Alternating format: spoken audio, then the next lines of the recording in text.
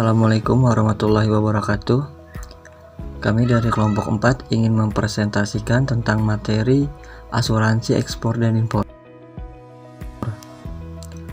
Pengertian asuransi ekspor dan impor dapat diartikan sebagai sebuah persetujuan yang di dalamnya menerangkan bahwa pihak penanggung melakukan perjanjian untuk mengganti kerugian yang dialami oleh pihak tertanggung.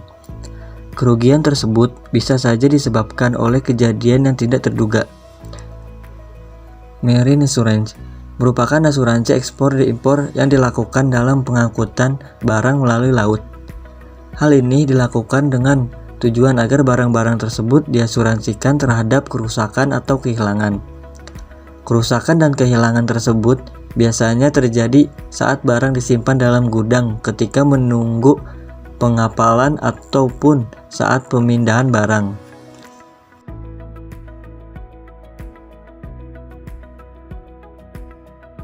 Mengapa perlu dokumen asuransi ekspor dan impor? Adanya dokumen asuransi ketika melakukan kegiatan ekspor dan impor adalah hal yang sangat penting. Hal ini berkaitan erat dengan perlindungan seseorang eksportir dan importir terhadap kerugian, kerusakan, dan juga kehilangan yang mungkin saja terjadi. Dalam asuransi ekspor impor, dapat beberapa jenis masalah yang mungkin terjadi.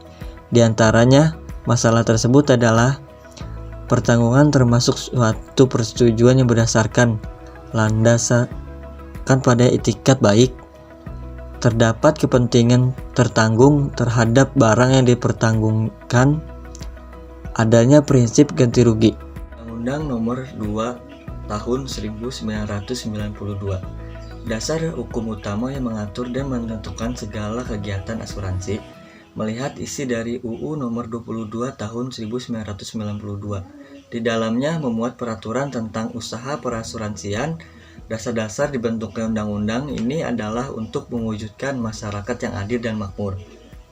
Sesuai dengan amanat Pancasila dan Undang-Undang Dasar 1945, meninjau bahwa asuransi adalah salah satu upaya dalam menanggulangi resiko tertentu yang dihadapi oleh masyarakat, sekaligus asuransi berperan dan menghimpun dana dari masyarakat. Dan negara membuka kesempatan bagi kegiatan usaha perasuransian yang mengatur kegiatan perasuransian agar sesuai dengan prinsip usaha yang sehat dan bertanggung jawab. Ada jenis-jenis usaha perasuransian, ruang lingkup usaha, perusahaan perasuransian, perizinan usaha, pembinaan dan pengawasan terhadap kegiatan perasuransian. Baik, di sini saya akan menjelaskan tentang pihak dalam asuransi ekspor impor. Yang pertama ada pihak tertanggung. Pihak tertanggung disebut sebagai insured, artinya pihak yang mengalihkan risiko yang mungkin dihadapinya. Pihak ini memiliki kewajiban dan hak yang paling utama untuk melakukan pembayaran atas premi sejumlah tertentu. Yang kedua, ada pihak penanggung. Pihak penanggung disebut juga sebagai insured atau underwriter. Artinya adalah berperan sebagai pihak yang menerima pengalihan risiko yang mungkin dihadapi oleh tertanggung.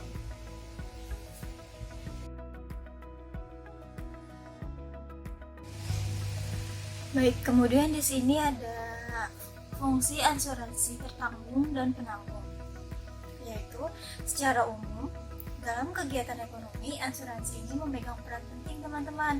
Asuransi ini juga suatu sistem proteksi terhadap resiko kerugian yang bersifat finansial atau material dengan cara mengadakan transfer atau pengalihan risiko dari suatu pihak kepada pihak lain, baik secara perorangan atau kelompok.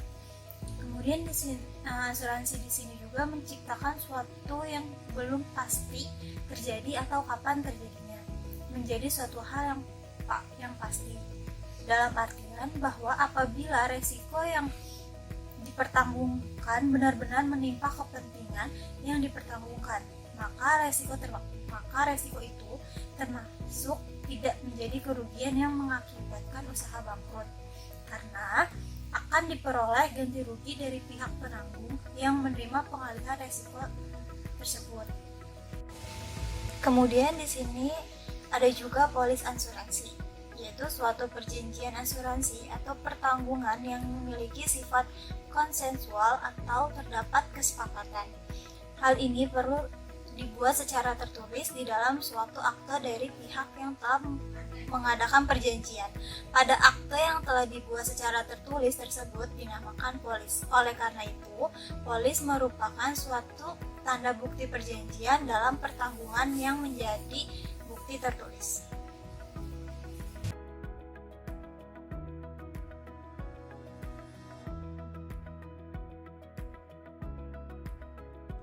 Jenis-jenis polis asuransi. Yang pertama, specific policies adalah jenis polis yang hanya berlaku untuk tiap kali pengiriman barang. Biasanya, jenis polis asuransi ini dipergunakan oleh eksportir atau importir yang transaksi perdagangan ekspor impornya tidak tetap.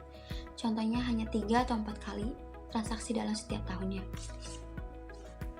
Yang kedua, open policies. Open policies adalah jenis polis asuransi barang ekspor impor yang berlaku untuk satu masa tertentu. Contohnya 1 tahun. Dengan open policies, jaminan asuransi berlaku untuk seluruh barang yang diekspor imporkan selama masa perjanjian, dan biasanya dimanfaatkan oleh eksportir dan importir yang jumlah transaksi dagangnya tiap masa tertentu cukup besar.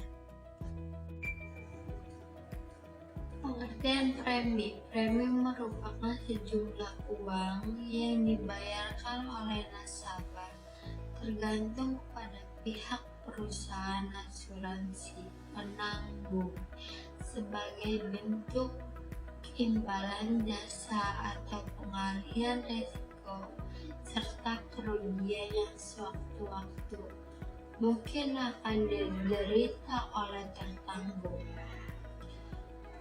Jumlah premi yang akan dibayarkan tergantung kepada pihak penanggung, akan disesuaikan dengan cara mempertimbangkan keadaan atau kondisi serta beberapa hal lainnya yang terdapat pada tertanggung. Hal ini akan bervariasi tergantung pada ketentuan yang ditetapkan oleh pihak perusahaan asuransi selaku penanggung. Apa tujuan premi asuransi? Premi asuransi memiliki tujuan utama, yaitu yang pertama, pemerataan biaya, yaitu cukup hanya dengan mengeluarkan biaya yang jumlahnya tertentu. Dan yang kedua, memberikan jaminan perlindungan dari risiko-risiko kerugian yang diderita satu pihak. Dan yang terakhir, pemerataan biaya, yaitu cukup hanya dengan mengeluarkan biaya yang jumlahnya tidak perlu mengganti atau membayar sendiri kerugian yang timbul yang jumlahnya tidak tentu. Manfaat premi. Manfaat yang didapatkan jenis premi asuransi perjalanan juga cukup banyak, yaitu yang pertama, ganti rugi kecelakaan. Yang kedua, pergantian biaya berobat. Yang ketiga, pergantian barang-barang yang hilang. Yang keempat, perlindungan ganda berupa santunan saat terjadi kecelakaan pesawat. Yang kelima, pergantian biaya kunjungan anggota keluarga. Yang keenam, tanggungan evakuasi medis. Yang ketujuh, pergantian karena delay penerbangan. Yang kedelapan, perlindungan atas rumah yang ditinggalkan. Ketentuan umum kontrak asuransi. hal-hal yang biasanya menjadi batas maksimum tanggung jawab perusahaan asuransi adalah yang pertama, jumlah maksimum volume atau berat barang yang boleh diangkut oleh setiap kapal laut atau pesawat terbang yang akan mengangkut barang.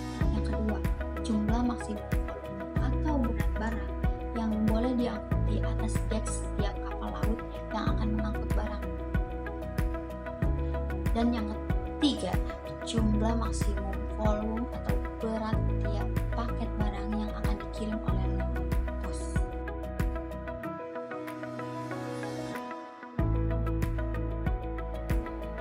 Resiko yang ditutupi oleh asuransi, yang pertama, barang yang kualitasnya jelek atau mudah rusak, inherent vice of goods. Yang kedua, pembungkusan yang kurang sempurna. Yang ketiga, keterlambatan atau delaying. Yang keempat, kesengajaan dari pihak yang diasuransikan atau kesalahan yang disengaja. Yang kelima, kerusakan alami atau normal wear and tear. Jadi kesimpulannya adalah menurut Undang-Undang Nomor 2 Tahun 1992 tentang usaha peasuransian, asuransi atau pertanggungan adalah perjanjian antara dua pihak atau lebih dengan mana pihak penanggung mengikatkan diri kepada tertanggung dengan menerima premi asuransi untuk memberikan pergantian kepada pertanggung karena kerugian, kerusakan, atau kehilangan keuntungan yang diharapkan, atau tanggung jawab hukum kepada pihak ketiga yang mungkin akan diderita tertanggung yang timbul dari suatu peristiwa yang tidak pasti, atau untuk memberikan suatu pembayaran yang didasarkan atas meninggal atau hidupnya seseorang yang dipertanggungkan.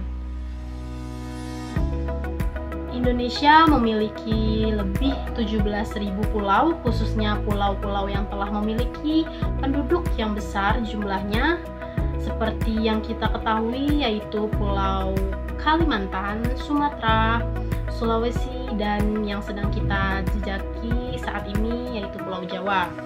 Maka pemahaman tentang asuransi laut sangat dibutuhkan pula untuk menghindari kerugian karena kecelakaan laut yang mungkin akan terjadi.